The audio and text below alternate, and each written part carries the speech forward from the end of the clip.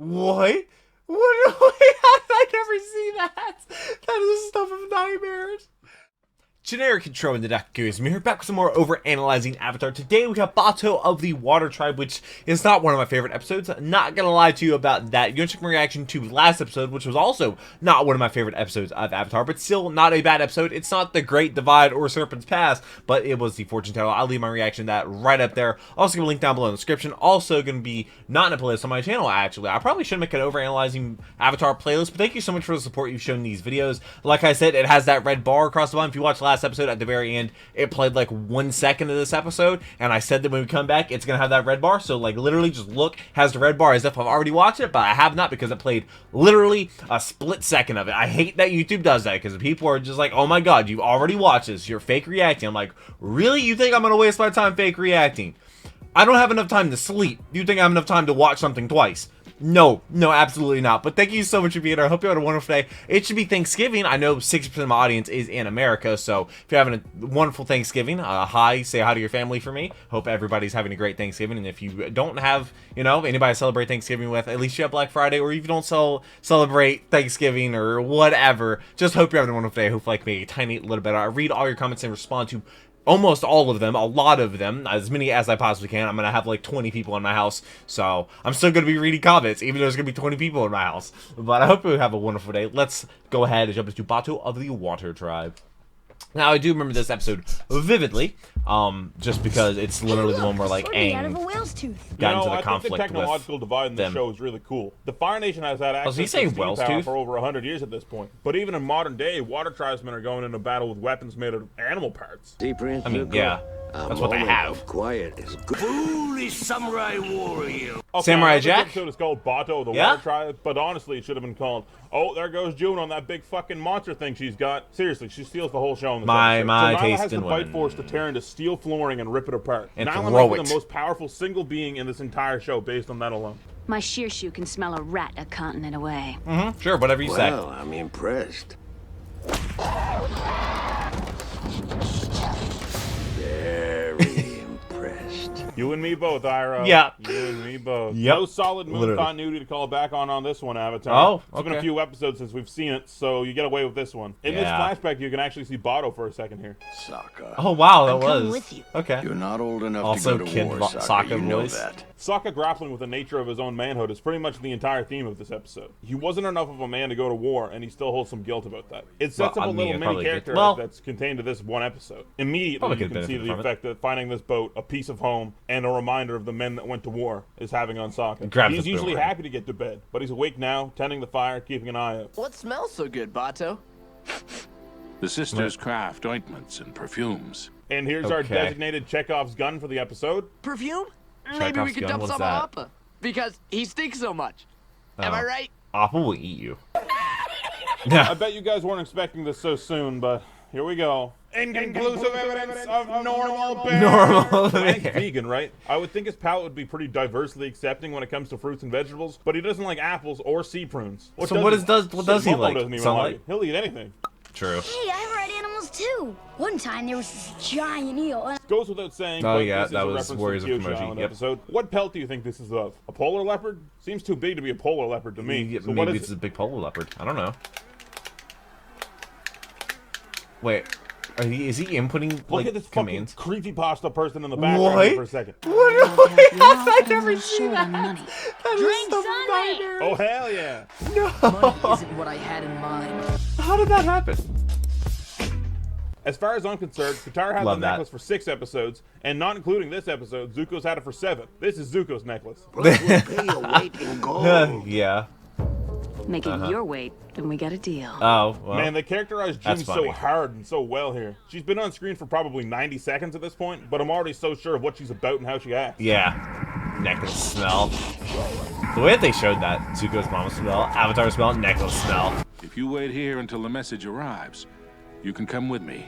and see your father again. I can agree with the widely is... stated sentiment that this misunderstanding is cliched as hell. Aang leaves just before they say they need to go with him, which would have nipped the misunderstanding in the bud. But yeah, it would. Misunderstand everything. North Pole first. Everything's a Avatar misunderstanding. usually takes a more nuanced approach to these situations, but we're still in the early game, and this is definitely the exception and not the rule. Okay, so I've scoured the Atla world map pretty thoroughly, trying to find anything that looks like this, and I haven't found anything. Which means it's probably got to be a pretty small-scale map, which in turn means... How the hell are you supposed to find anyone with a map this small? And troubling the map is a pretty bad river, maybe? Moment. But that's the thing. It's a character moment, and it's not out of character. Remember the last time Aang lost his family? It's not on as serious of a scale, but you can still see why he feels this way. They're all he's got. Okay, so Momo is probably in like 500% more shots than you realize. He's always just like hanging on stuff off in the background, I noticed him. There. And I think it's pretty cool that they took the time to do that.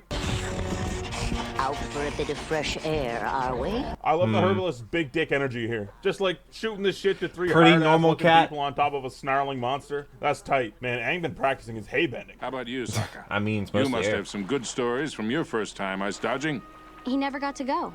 Oh. Dad left before he was old enough. Sokka wasn't enough of a man to go to war, and he wasn't enough of a man to go ice dodging. Which just sounds awful. Just wait. A similar amount of big dick energy from Aunt Wu here. She doesn't just shoot the shit with people on top of a 15-foot tall, snarling monster. She walks up and starts flirting with one of them. Yeah, with Ira. Care to hear your fortune, handsome? At my age, there's really only one big surprise left. What? And I'd just as soon leave it a mystery. I love That's Ira's death, takes, probably. man. Just like the chillest dude ever even thought of. I wish modern Western cultures had Every rites of vibe passages check. like this. Just, you turn 14, and you and two of your closest buddies go to do something just because you can. And if you can't, you fucking die. But no, when I steal a boat and weave it through deadly rocks, I'm just breaking countless maritime laws and going to jail. Is that actually a maritime law thing? Actually, probably would be. But you also set a line for each member of the team with the key word of the mark in that line before they started. Sokka, lead wisely. Sokka, the mark of the wise. Katara, be brave. For Katara, the mark of the brave. Yeah. Aang, your position is about trust. And for Aang, the mark of the trusted. He's just I'm starting to bro. think that you already had these marks in mind and didn't grade them accordingly, Bato. Literally. I was afraid he was. It was just give me. Father, you had it the whole time? How could you? Well, you can go to the North Pole on your own. I'm going to find Dad. This seems like an overreaction to me. There's no dialogue between them. There's no chance for Aang to explain. He only really kept it a secret for a few hours. And Katara feels the same way. I'm with you, Sokka. I feel like that's the weakest character moment in the episode, not Aang's. Good luck. Okay. Good luck. You too. And they're just gonna straight up leave him. That's an enormous leap, man. And, our fucking door. What the hell, man? No. It's been separated from the pack. You probably just jump over the wall. Bato, dude, back up. Give me some room. Way too close. That's how I felt when the Water Tribe warriors had to leave me behind. They were just left him behind. And being apart from them was more painful than my wounds.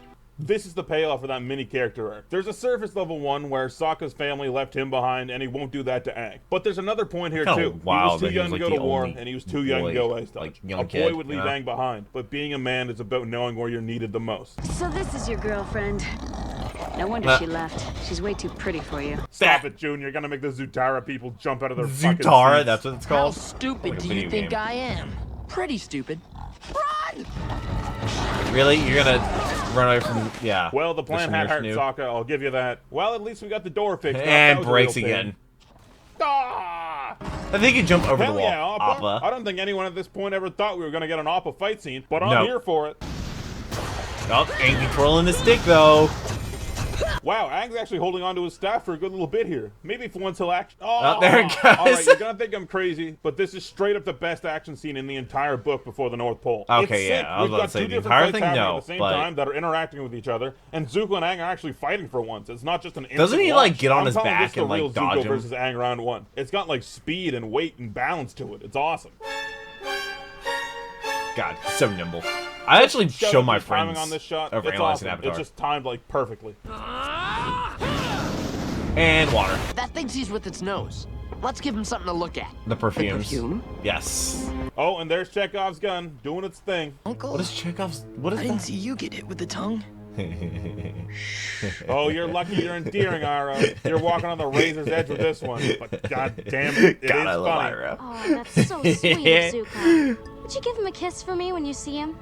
Sure. I already did that meme last episode. Get out of here, you son of a bitch. So I know this yeah, one's pretty that was widely the Rule 34. That was like, little what too in the world hate. is this? Just a little. It's got a lot of really cool stuff. The soccer Yeah, part also, if this any is part's honestly blurred, a it's low-key because sock of episode, if you ask copyright. me. And the fight is great. Like, stand out, seriously. I think if you're a hater of this episode, go back and try not to tunnel vision on the Aang stuff too hard, and you'll probably have a way better time with it. Okay, next up is The Deserter, which is another interesting one from Aang's perspective. And just before I sign off, here's a shout out to all my new patrons. Thanks, guys. Oh, yeah. At the time of recording this, my Patreon's not actually like, officially live, so you guys are legends. What do you mean? Want to join the Patreon family and see the next episode of Overanalyzing Avatar right now, it's available over there on Patreon. Wow. Links in the description down below. All right, see you next time. Okay, let's not have the next episode play so we don't have the red bar going across the bottom. But yeah, apparently his patron tiers are hilarious. He has one that's literally just called Don't, I believe, and it's like, I think it's like a couple $100. That's basically how it was when I started a patron. Because somebody reached out to me and was like, have you thought about creating a patron? And I was like, I have no idea what that is. So I started it and I was like, oh, let me just do the $1 for the lulz. Let's do $3 for early access. Let's do $5 to put them on the screen. And do $10 because... who would do that? Who in their right mind would give me $10 a month?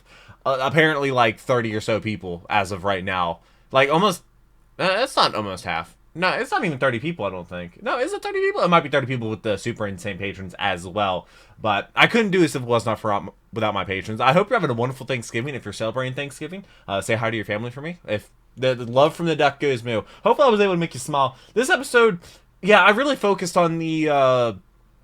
like the Aang holding the bat from them and then like getting mad and stuff, which is like miscommunication. That's why I hate miscommunication. That's why I communicate so much to my friends and stuff. Like I communicate like crazy because so many problems in life are literally just a miscommunication that just spirals out of control. So yeah, just communicate with people. It makes things so much easier. If there's a family dynamic that's a problem, if you're with family right now and Thanksgiving there's drama going on, just communicate, for Christ's sakes. Come on now.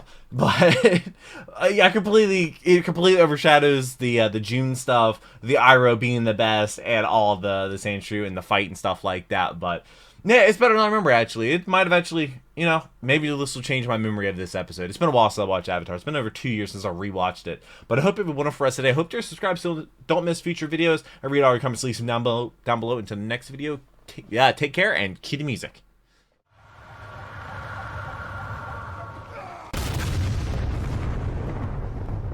We were playing as soldiers.